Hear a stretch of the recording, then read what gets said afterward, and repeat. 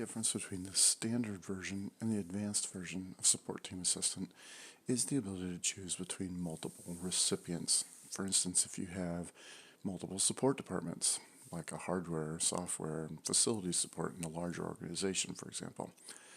So let's take a look. The main interface is still the same. The only thing that's different is that you have the ability to choose between where you want to send your support request. The default ones are like what I mentioned, hardware, software, and facility support, for example. Okay.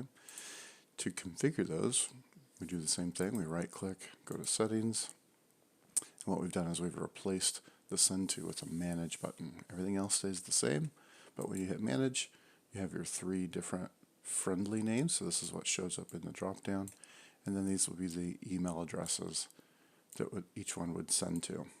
So you would update that, hit Save, Save, and then when you make your request, your end users can say, oh no, this is a software request, or I need something for my facilities, my light bulb is out, something like that, and it'll send to that respective email instead. All the other features are the same, so you can remove the settings option by modifying that config file, and you can deploy using PDQ just like you can with the standard. The difference here is that the license file is actually included. There's no need to license it because we don't offer this as a free trial like we do with the standard version. So that is how to utilize the advanced version in a more corporate, larger environment.